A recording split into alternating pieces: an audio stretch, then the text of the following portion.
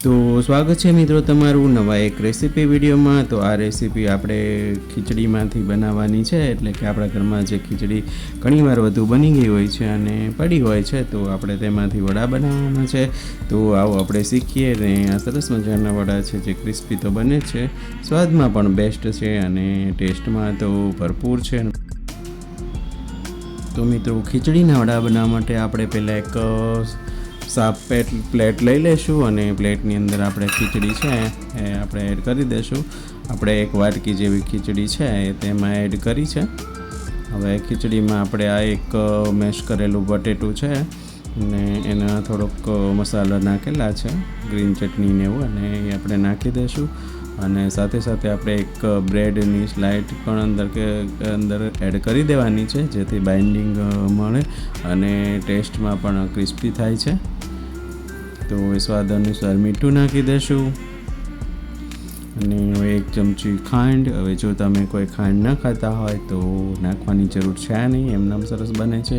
એક ચમચી લાલ મરચું પાવડર, એક ચમચી ધાણા જીરું પાવડર, એક ચમચી હળદર, સાથે એક ચમચી ગરમ મસાલો પણ નાખી દઈશું।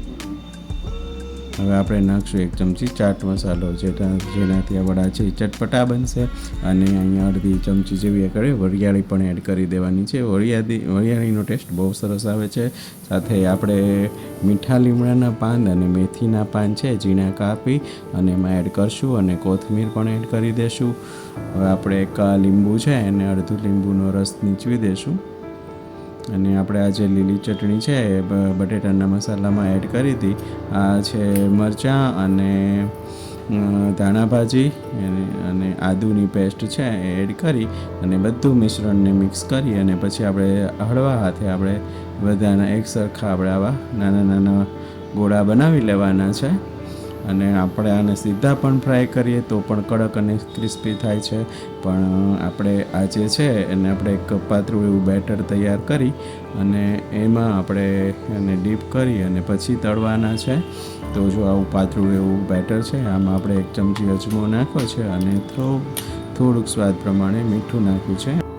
હવે આપણે આ ચણાના લોટના ખીરામાં આપણે આ બધા છે બોલ એ બધા એક પછી આપણે એને એડ કરી દેવાના છે અને ચમચીની મદદથી બરાબર બધા ફરતું કોટિંગ થઈ જાય એ રીતના કરી નાખવાનું છે। પછી એક આપણે વાસણમાં તેલ ગરમ મૂકી દીધું છે, તેલ ગરમ થઈ ગયું છે, તો આપણે ચમચીની મદદથી જ એક પછી એક છે એને ગરમ તેલમાં તળવાના છે, પણ ગેસની ફ્લેમ સાવ મીડિયમ રાખવાની છે, તો જ આ ક્રિસ્પી બનશે અને જો વધારે હશે તો બળી જશે। તો જો મિત્રો આપણે આ બનીને તૈયાર છે અને સરસ મજાના દેખાય છે। જો આપણા બધા બનીને તૈયાર થઈ ગયા છે, તો જોવામાં તો સારા છે, ટેસ્ટમાં પણ સારા છે। તો આપણી એક સિમ્પલ અને જલ્દીથી બની જાય એવી ફટાફટ રેસીપી છે એનો વિડીયો છે। તો ચેનલમાં જો નવા હોય તો લાઈક, શેર અને સબસ્ક્રાઈબ કરવાનું ભૂલતા નહીં। આપણે ફરી મળીશું હવે નાના એવા વિડીયોમાં, ત્યાં સુધી આવજો।